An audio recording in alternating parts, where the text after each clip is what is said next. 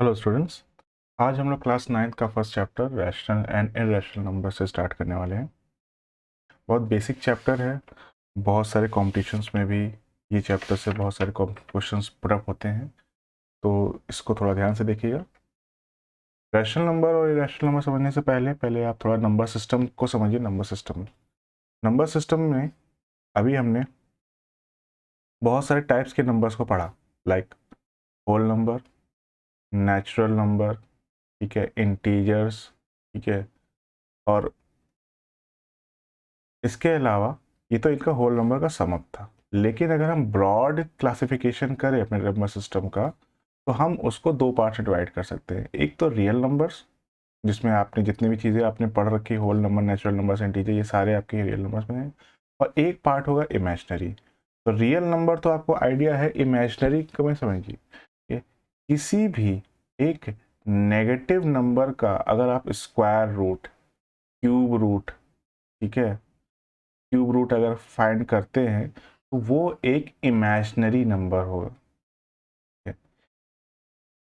ये टॉपिक आप class 11th में पढ़ेंगे, तो अभी बस इतना जानिए, किसी भी नेगेटिव नंबर का अगर आप स्क्वायर रूट या क्यूब रूट फाइंड करते हैं तो वो एक इमेजिनरी नंबर कंसिडर किया जाएगा, ठीक है। वेयर एज रियल नंबर, इनके अलावा बाकी ऑल अदर वैल्यूज, ठीक है,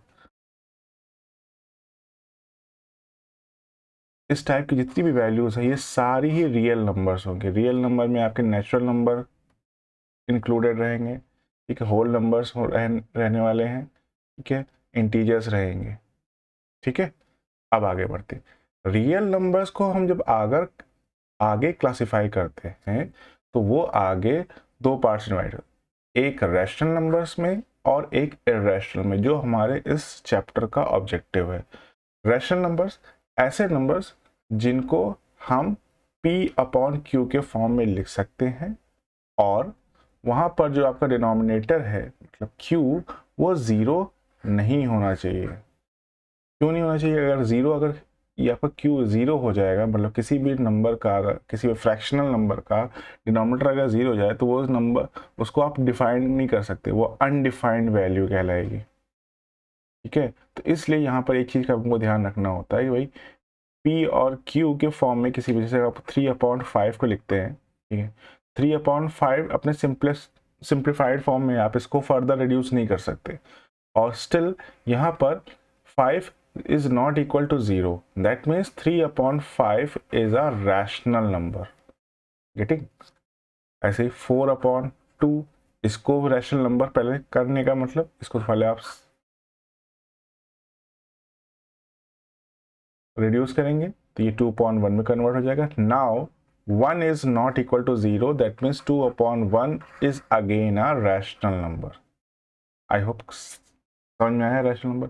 अब इरैशनल नंबर क्या है? इरैशनल नंबर वो सारे नंबर जिनको आप p अपॉन क्यू के फॉर्म में नहीं लिख सकते, ठीक है। जैसे कि रूट में कोई वैल्यू हो जाए, ठीक है, √3 की वैल्यू होती है 1.732, ठीक है, √2 की वैल्यू हो जाए 1.414 एंड सो ऑन, ठीक है। इस टाइप की वैल्यूज एक इरैशनल नंबर कहलाएगी। क्यों?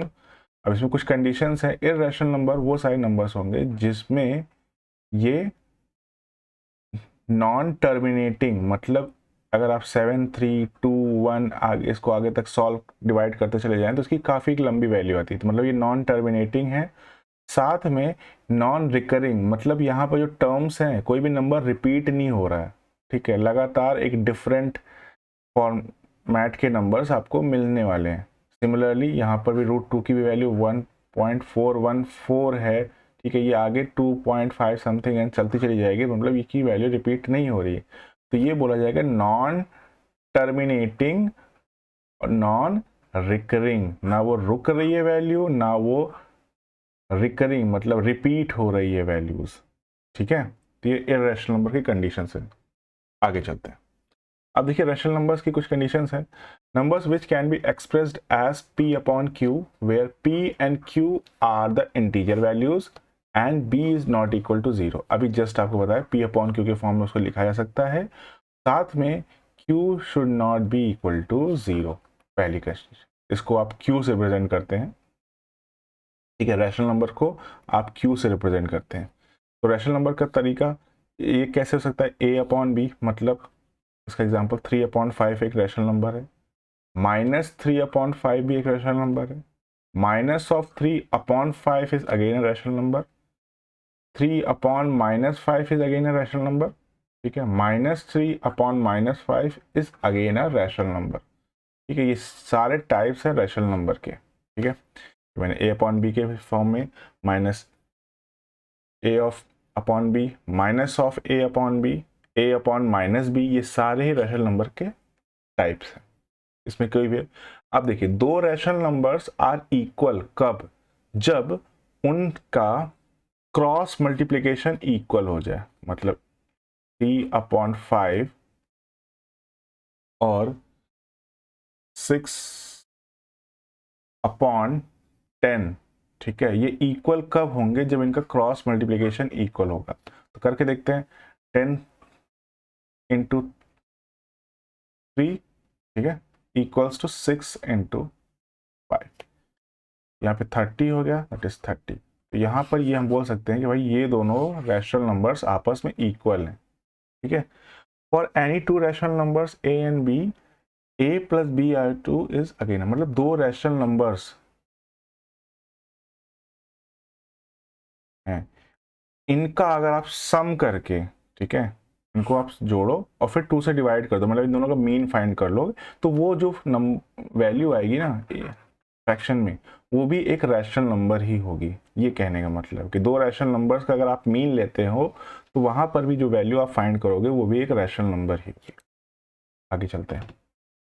अब देखिए कुछ टर्म्स हैं यहाँ पर, वो आपको पता होना चाहिए, क्वेश्चन इन्हीं पे पुटअप होते हैं कि what is terminating value, what is non-terminating, what is non-terminating recurring decimal values, ठीक। तो समझो कि अगर आप 1/8 करो, मतलब 1 को आप 8 से डिवाइड करो, ठीक है, तो कितने टाइम जाएगा, फर्स्ट टाइम तो ये नहीं जाने वाला, ठीक है, डेसिमल लगाया, 0 बढ़ाया, ठीक है, 1 टाइम जाएगा, ठीक है, लिख दिया, 2 बचा। अब फिर से नहीं आने वाला, डेसिमल ऑलरेडी लगा हुआ है, 0 लगा देते हैं, ठीक है, अब ये जाएगा 2 टाइम्स, दैट इज 16, ठीक, 4 कॉपी किया, अभी फिर नहीं आने वाला, डेसिमल लगा है, एक 0 बढ़ाएंगे, ठीक है, ये जाएगा 5 टाइम्स, ठीक है, तो मतलब 40 पूरा पूरा यहाँ पर वैल्यू कट हो गई, अब यहाँ की कोई रिमाइंडर नहीं बचा।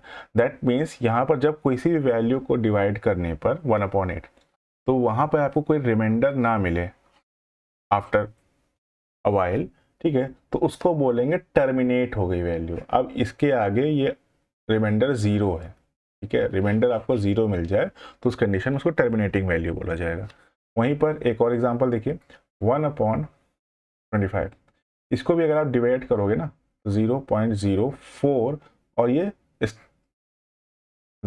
इसके आगे ये फर्दर डिवाइड नहीं होगा, मतलब कोई भी वैल्यू नहीं मिलेगी कोई रिमाइंडर में, तो ये भी एक टर्मिनेटिंग वैल्यू है, मतलब डिनोमिनेट P/Q की वैल्यू, ठीक है, और उसमें एटलीस्ट जब रिमाइंडर 0 मिल जाए तो उस कंडीशन में उसको हम टर्मिनेटिंग वैल्यू बोलते हैं, ठीक है। ऐसे ही यहाँ पर ये 3 प्लस है, ठीक है, 3 2/5, ठीक है, इसको भी अगर आप डिवाइड करोगे, ठीक है, तो ये आगे जाकर 3.4 मिलेगा, और आगे 0 0 0 0 जितना भी वहाँ से है, ठीक है, तो ये भी एक टर्मिनेट हो गई वैल्यू फर्दर अब डिवीजन पॉसिबल नहीं है, इसका मतलब ये है further division is not possible in the terminating value. तो इसका जस्ट उल्टा हो जाएगा, जब डिवीजन कंटिन्यू है, मतलब फर्दर आप इसको कंटिन्यू कर रहे हो, उसका डेसिम रिमाइंडर में कभी आपको 0 मिल नहीं रहा है, तो उस कंडीशन में उसको नॉन टर्मिनेटिंग वैल्यू बोलेंगे, जो कि जैसे 0.428571142 एंड सो ऑन, ये वैल्यूज लगातार बढ़ती ही चली जा रही है, रुक ही नहीं रही है कहीं पे, ठीक है, रिमाइंडर कभी 0 आ ही नहीं रहा है, ठीक है, तो उस कंडीशन में इसको नॉन टर्मिनेटिंग बोलेंगे, ठीक है, this is terminating, this is non terminating. Similarly 18/23 को भी आप डिवाइड करेंगे तो ये लगातार 0.78268086 एंड लगातार सो ऑन, ये वैल्यू आपको मिलती रहेंगी और आपका रिमाइंडर कभी 0 नहीं होने वाला है, तो उस कंडीशन में ये भी एक नॉन टर्मिनेटिंग वैल्यू है, ठीक है। अब ये तो समझ में आ गया। टर्मिनेटिंग और नॉन रिकरिंग वैल्यू क्या है, मतलब कोई भी वैल्यू ऐसे है 414 414 414 लगातार एक सेम पैटर्न, जैसे कि यहाँ पर एक ही वैल्यू बार बार रिपीट हो रही है, मतलब रिकर कर रही है, मतलब रिपीट हो रही है वैल्यूज, ठीक है। तो उस टाइप की वैल्यू को हम रिकरिंग बोलते हैं। और नॉन टर्मिनेटिंग तो समझ में आ गया कि वो वैल्यू लगातार रिमाइंडर जीरो नहीं आ रहा है, और जो भी वहाँ पर क्वेश्चन फॉर्म हो रहा है, ठीक है, ये जो भी यहाँ पर वैल्यू आपको मिल रही है वो रिपीट हो रही है, मतलब सेम नंबर आपको मिल रहा है, ये कह दो सेम पैटर्न मिल रहा है। जरूरी नहीं है कि 4 4 ही मिले, आपको कुछ ऐसा मिल जाएगा 5 7 1 4 8 2 5 7 1 4 8 2 8, इस टाइप की अगर कोई वैल्यू मिल रही तो उस कंडीशन में ही, सॉरी यहाँ पे डेसिमल भी होगा, उस कंडीशन में भी इसको नॉन टर्मिनेटिंग तो है ही, मतलब वैल्यूज लगातार कंटिन्यू है मिलना, और साथ में रिकरिंग है, रिकर कर रही हैं, रिपीट हो रही हैं वैल्यूज, ठीक है, repeating values are obtained there. ये सिंपल कॉन्सेप्ट था टर्मिनेटिंग, नॉन टर्मिनेटिंग, ठीक है, रिकरिंग वैल्यूज का। क्लियर? आपको चेक करने को आएगा क्वेश्चंस में कि आपको ये वैल्यूज जो गिवन है वो टर्मिनेटिंग वैल्यूज हैं, ये नॉन टर्मिनेटिंग हैं, आप कैसे फाइंड करोगे। देखो अब which of the rational number 3/5 and 5/7 is greater. अब देखो इसको चेक करने का तरीका, एक तो आप जो जनरल तरीका, आप इसको डिवाइड करोगे, डेसिमल में वैल्यूज को कंपेयर करोगे, ठीक है, फिर आप बता पाओगे कि भाई कौन ग्रेटर है कौन। लेकिन अगर हमको वो तरीका नहीं अपना, हमको डायरेक्टली चाहिए, तो उस कंडीशन में हम क्या करेंगे, देखिए 3/5 और 5/7 में हमको कंपेयर करना है कि कौन सी वैल्यू बड़ी है। तो उस कंडीशन में हम इस 5 को पकड़ो, ठीक है, इसका डिनोमिनेटर यहाँ पर दोनों के साथ मल्टीप्लाई कर दें इस फ्रैक्शन में, और इसका डिनोमिनेटर इन दोनों के साथ मल्टीप्लाई कर दें, ठीक है। तो उससे होगा क्या, उससे हमारा जो दोनों का डिनोमिनेटर होगा ना सेम हो जाएगा। देखो 7 5 जा या 5 7 जा, दोनों एक ही हो जाएगी वैल्यू, ठीक है। तो इसमें दोनों का डिनोमिनेटर 35 हो गया, ठीक है। ऊपर जो वैल्यूज हैं वो 21 हो गई और यहाँ पर 25 हो गई। अब आपको यहाँ पर आइडेंटिफाई करना काफ़ी इजी हो जाएगा कि भाई अब कौन सी वैल्यू है। उस कंडीशन में डिनोमिनेटर सेम है तो हम सिर्फ न्यूमरेटर को फोकस करेंगे। अब न्यूमरेटर के हिसाब से ही हम डिसाइड करेंगे कौन सी वैल्यू बड़ी है, जिसका न्यूमरेटर बड़ा होगा वो वैल्यू ग्रेटर कंसीडर की जाएगी। तो उस कंडीशन में 5/7 जिससे हमने ये वैल्यू फाइंड की है वो वैल्यू आपकी ग्रेटर होगी, मतलब कि 3/5 में और 5/7 में, ठीक है, 5/7 is going to be greater value, ठीक है। आगे अब अगला पार्ट ऑफ द क्वेश्चन, आपको क्या करना है, इन्हीं दो नंबर्स के बीच में, मतलब 3/5 और 5/7 के बीच में आपको तीन रैशनल नंबर्स को रखना है, मतलब पुट करना है, एक यहाँ पर, एक यहाँ पर और एक यहाँ पर, तीन अदर रैशनल नंबर्स फाइंड करने हैं with in these two rational numbers. तरीका बहुत आसान है। अभी आपने लास्ट स्लाइड में देखा कि दो रैशनल नंबर्स का अगर आप मीन लेते हो तो वो भी एक रैशनल नंबर ही है। तो पहला तरीका तो आप इस 3/5 और 5/7 का मीन ले लो, ठीक है। तो ठीक है, कर लेते हैं। तो फर्स्ट में आपने 3/5 प्लस 5/7 का मीन लेते हैं, ठीक है। चलो ये हो जाएगा 35, ये हो गया 21, ये हो गया 25, ठीक है। This is going to be 46/35, यहाँ पे 2 चल रहा है, ठीक है।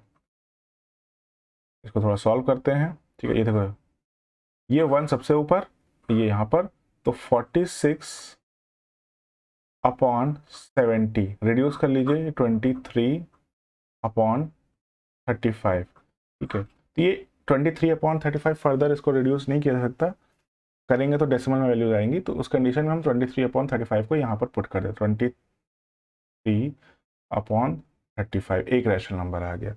फिर से वही प्रोसेस रिपीट करेंगे। इस बार हम 3/5 और 23/35 के बीच में एक रैशनल नंबर फाइंड करेंगे। करते हैं सेकेंड स्टेप। इस बार 3/5, ठीक है, और 23/35 के बीच में हम एक रैशनल नंबर फाइंड करने के लिए हमने इन दोनों का फिर से मीन ले लिया। ठीक, तो यहाँ पर जो आपका डेसिमल तो सॉरी एलसीएम आया 35, इधर किया तो आपका हो गया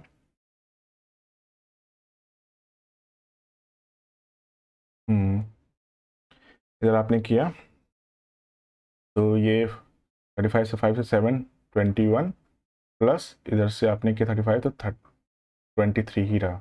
ठीक है, इन दोनों को ऐड कर लीजिए तो ये अपॉन में 2 चल रहा है। इन दोनों का एडिशन हुआ आपका 44/35/2/1। अब ये 2/1 कैसे, देखो ये एक फ्रैक्शन है, इसको डिस्टर्ब नहीं करना वहाँ, लेकिन यहाँ पर यह 2 है ना, 2 को आप 2/1 लिख सकते हो। ऑब्वियस बात है, कोई भी नंबर है उसके अपॉन में 1 तो आप कंसिडर कर सकते हो। तो हमने इसको भी एक फ्रैक्शनल वैल्यू में कन्वर्ट करके इसको सॉल्व किया, तो ये 1 आपका सबसे ऊपर चला जाएगा और ये यहाँ पर मल्टीप्लाई होगा। ठीक है, तो इसकी जो वैल्यू होगी वो 44/70 हो गई। इसको रिड्यूस कर लीजिए। ठीक है, ये आपका हो जाएगा 22/35। मतलब अगली जो वैल्यू इन दोनों में के बीच में आई वो हो गई 22/35। नेक्स्ट, इस बार हम 23 और 57 का जो लेंगे एलसीएम, ठीक है, का एडिशन करेंगे। उस कंडीशन में जो हमारा मीन आएगा वो हमारा आएगा 24/35। तो हमने 3 रैशनल नंबर्स फाइंड कर लिए बिटवीन 3/5 एंड 5/7। ठीक है, ये सिंपल तरीका था कैसे आप रैशनल नंबर फाइंड करेंगे with in the given values. ठीक है, आगे चलते हैं। अब देखिए, without actual division find whether the each number is terminating और नॉट। ठीक है, तो उसके लिए आप एक तरीका, एक चीज याद रखो, 2 to the power m into 5 to the power n। ये क्या है अब समझो। यहाँ पर इस डिनोमिनेटर को थोड़ा फोकस करिएगा, डिनोमिनेटर से मतलब 50 को। अब 50 को कुछ इस तरह से फैक्टराइज करिए, ठीक है, कि वो 2 और 5 में फैक्टराइज हो जाए, मतलब उसके फैक्टर्स 2 और 5 बने, उसके अलावा नहीं बने। यही डिसाइड होगा कि वो एक टर्मिनेटिंग वैल्यू है या नहीं है। तो अगर आप 50 को डिवाइड करिए तो इसका जो बनेगा 2 इंटू 5 इंटू 5। ठीक है, 5 है 25, 25 टू द 50। ठीक है, तो अभी इसको अगर थोड़ा और सिंप्लीफाई करो तो 2 to the power 1 into 5 to the power 2। ठीक है, अगर किसी भी फ्रैक्शनल वैल्यू में के डिनोमिनेटर के फैक्टर्स 2 और 5 में ऑब्टेन हो रहे हैं तो वो एक क्या है, टर्मिनेटिंग वैल्यू है। मतलब यहाँ पे जो फैक्टर्स बन रहे हैं 50 के, वो 2 और 5 में ही बन रहे हैं। ठीक है, मतलब इसमें 3 नहीं होना चाहिए। अगर इसमें एक फैक्टर 3 भी हो जाता ना तो वो नॉन टर्मिनेटिंग होता है। मतलब फैक्टर्स बने तो 2 और 5 में ही बने, अदरवाइज किसी और नंबर या कोई और फैक्टर बन रहा है तो उस कंडीशन में वो नॉन टर्मिनेटिंग हो जाएगा। 50 के फैक्टर्स 2 और 5 से ही बन रहे हैं तो ये एक टर्मिनेटिंग वैल्यू हो गई। ऐसे ही फिर से देखते हैं 7/8 में 8 के फैक्टर्स करने हैं। ठीक है, 8 के फैक्टर्स करो 2 इंटू 2 इंटू 2, या इसको आप लिखो 2 to the power 3 into 5 to the power 0। हो गया, उस फॉर्म में लेके आ गए। अब यहाँ पे देखिए फैक्टर्स या तो 2 में बन रहे हैं, 5 नहीं है तो 5 to the power 0 कर दिया, तो इससे हमारा ज़रा इफेक्ट नहीं पड़ेगा। हम यहाँ पे देख रहे हैं कि फैक्टर्स हमारे इन्हीं दोनों में बनने चाहिए। अगर इनके अलावा कोई नहीं होना चाहिए, इसमें एक भी अगर नहीं है तो कुछ चलेगा, बट स्टिल इनके अलावा कोई दूसरा नंबर नहीं होना चाहिए। तो हमको यहाँ पे फिर से पता चल गया कि this is again a terminating value. ठीक है, लास्ट देखते हैं। अब 23/72 में आप 72 को देखिए ध्यान से। 72 के अगर आप फैक्टर करोगे तो बनेगा 2 इंटू 2 इंटू 2 इंटू 3 इंटू 3, मतलब 2 to the power 3 into 3 to the power 2। देखिए अब यहाँ पर आ गई प्रॉब्लम, यहाँ पर 2 और 5 के अलावा एक तीसरा नंबर आ रहा है जो 72 का फैक्टर है। तो मतलब यहाँ पर स्ट्रेट फॉरवर्ड इंडिकेट कर रहा है कि ये एक नॉन टर्मिनेटिंग वैल्यू है। ठीक है, मतलब फैक्टर्स अगर बन रहे हैं तो 2 और 5 में बने, 2 और 5 के अलावा अगर कोई थर्ड नंबर आ रहा है तो वो इंडिकेट करेगा that is non terminating value. ठीक है, आगे चलते हैं। अब देखिए इर्रेशनल नंबर की कुछ कंडीशंस है। रैशनल नंबर तो आप पहचानना आ गया है। अब इर्रेशनल नंबर, कोई भी नंबर जो रूट हो में हो, वो एक स्ट्रेट फॉरवर्ड इर्रेशनल नंबर है। ये तो सिंपल पहचान है, आप देख के बता सकते हो। ठीक है, तो बोला जाता है square root, cube root etcetera of the natural numbers are irrational number if their exact value can not be obtain. अब बोलोगे आप 4 भी हो जाएगा, तो नहीं, 4 को अगर आप स्क्वायर रूट लेते हैं तो आपको 2 मिल जाएगा, तो मतलब रूट हट भी रहा है, तो साथ में ये अब एक रैशनल नंबर है, ये सब इर्रेशनल नंबर। ठीक है, मतलब अगर आप 9 भी बोलोगे तो 9 को भी आप करोगे तो 3 आएगा, तो 3 एक अगेन है रैशनल नंबर। तो यहाँ पे जो एग्जैक्ट वैल्यू का मतलब यही है कि रूट 9 को अगर आप का स्क्वायर रूट लेते हैं, ठीक है, तो वहाँ पे 3 मिल रहा है, तो वो एक रैशनल नंबर कंसिडर किया जाएगा। अगला, a non terminating non recurring decimal is a irrational number. मतलब नॉन टर्मिनेटिंग भी हो, मतलब वैल्यूज रिमाइंडर 0 नहीं मिलना चाहिए, एंड नॉन रिकरिंग मतलब वैल्यूज चेंज भी नहीं, जैसे कि आपकी पाई की वैल्यू होती है ना 3.141559 में से, इसमें देखिए कोई भी वैल्यू रिमाइंडर 0 भी नहीं आ रहा, लगातार वैल्यू वो डिवाइड होती चली जा रही है वैल्यू, साथ में 22/7। ठीक है, साथ में कोई भी वैल्यू देखिए रिपीट नहीं हो रही, कोई भी टर्म, कोई भी नंबर, कोई भी पैटर्न यहाँ पर रिपीट नहीं हो रहा है। तो रिपीट ना होने की वजह से ये नॉन रिकरिंग हो गया, और रिमाइंडर 0 ना मिलने की वजह से ये नॉन टर्मिनेटिंग हो गई। मतलब वैल्यू एक पॉइंट पर आकर रुक जानी चाहिए, मतलब रिमाइंडर 0 हो जाए तो उसको मतलब टर्मिनेट होगी वैल्यू, लेकिन यहाँ पर ऐसा कुछ नहीं हो रहा है, यहाँ पर लगातार वैल्यूज आपकी फाइंड होती ही रहे। ठीक, ये तो होगी इर्रेशनल नंबर की पहचान। आगे चलते हैं। अब देखिए इसमें एक क्वेश्चन आता है बहुत, √2 पूछ लेंगे, √3 पूछ लेंगे या √5 पूछ लेंगे, और आपको बोलेंगे भाई चेक करके बताओ ये इर्रेशनल है या नहीं है। ठीक है, तो इर्रेशनल को चेक करने से पहले हम इसको रैशनल होने की सारी कंडीशंस इसमें चेक कर लेंगे उस गिवन नंबर में।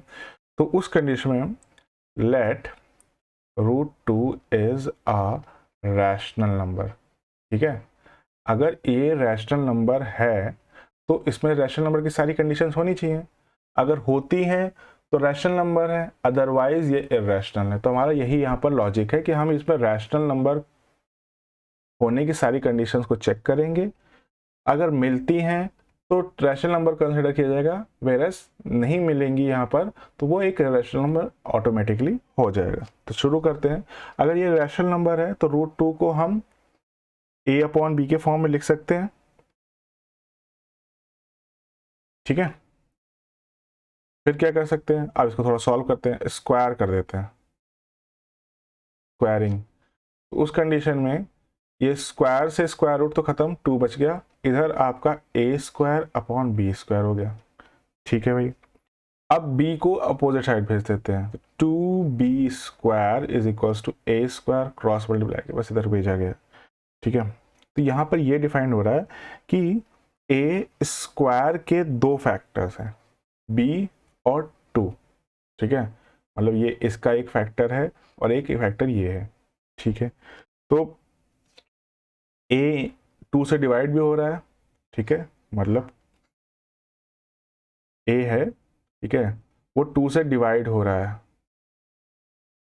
a is divisible by 2। ठीक, अब ये इक्वेशन फर्स्ट मान के छोड़ दीजिए, अगले में चलते हैं। अब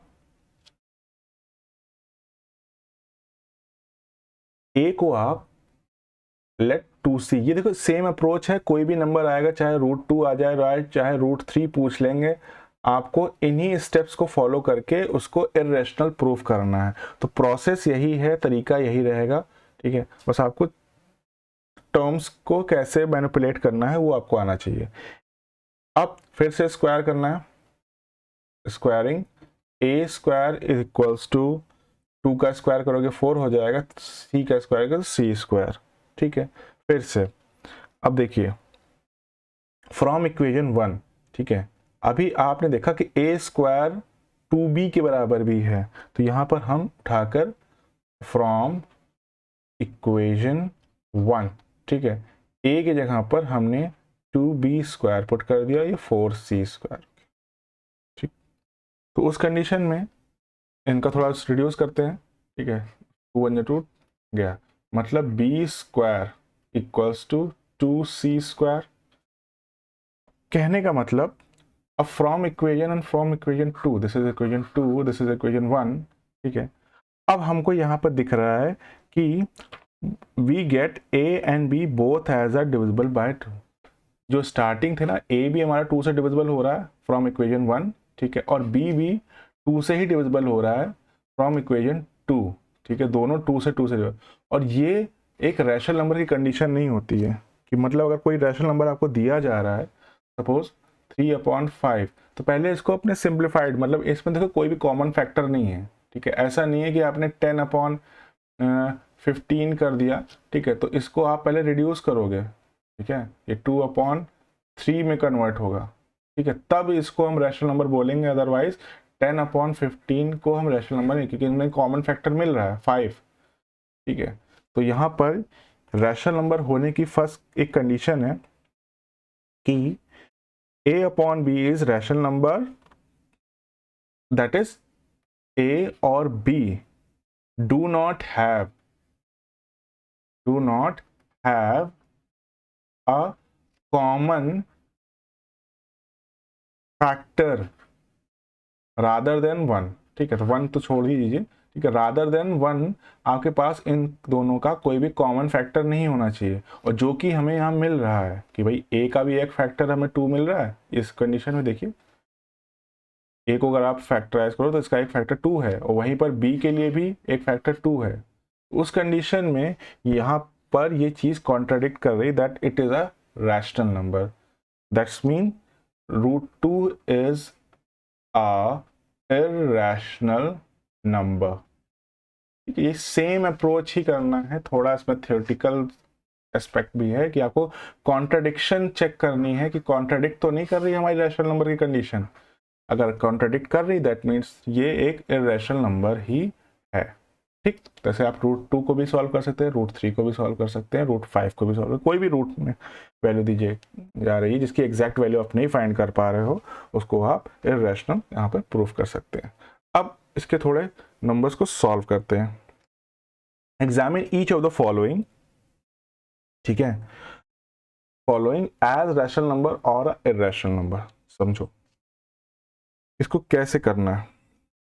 तो पहला देखो, इसमें स्क्वायर रूट है, तो इसमें a प्लस b का आप होल स्क्वायर ओपन कर दो, ठीक है, चले, तो इसमें हो गया 3 स्क्वायर प्लस √2 का होल स्क्वायर प्लस 2 × 3 × √2, ठीक है, 3 का स्क्वायर हो गया 9, ठीक है, √2 का स्क्वायर 2 प्लस ये 6√9, ठीक है, इन दोनों का एड 11 प्लस 6√2, ठीक है। ये बोला जा रहा है यहाँ पर जो 11 है वो तो एक रैशनल नंबर है, but 6√2 is a irrational number, and we know क्या, that the sum of a rational number and a irrational number is always a irrational, मतलब एक रैशनल नंबर और प्लस एक इरैशनल नंबर का सम हमेशा ही एक irrational number होता है। ये आप इसको अच्छे से याद रख लीजिए कि मतलब एक रैशनल नंबर हो गया जो कि 11 है यहाँ पर, और एक इरैशनल नंबर हो गया, इन दोनों का जो सम आएगा आफ्टर ऑल एक इरैशनल नंबर ही होगा। तो हमने यहाँ पर ये चीज़ कर ली, तो मतलब ये पूरा ही नंबर एक इरैशनल नंबर होगा। आगे देखते हैं, अब इसको चेक करते हैं। इसमें देखिए a प्लस बी और a माइनस बी का फॉर्मूला लगा दें, ठीक है, तो उस कंडीशन में हो जाएगा 3 स्क्वायर माइनस √3 का स्क्वायर, ठीक है, 3 स्क्वायर क्या हो जाएगा 9 माइनस √3 का स्क्वायर हो गया 3, ठीक है। तो 9 माइनस 3 आपका 6। अब 6 में देखिए कोई भी रूट वैल्यू नहीं है, मतलब 6 तो ऑब्वियस सी बात है एक रैशनल नंबर ही है, कोई रूट की वैल्यू नहीं है, तो उस कंडीशन में ये एक रैशनल नंबर हो गया। This is a rational number. आगे चेक करते हैं 6/√3।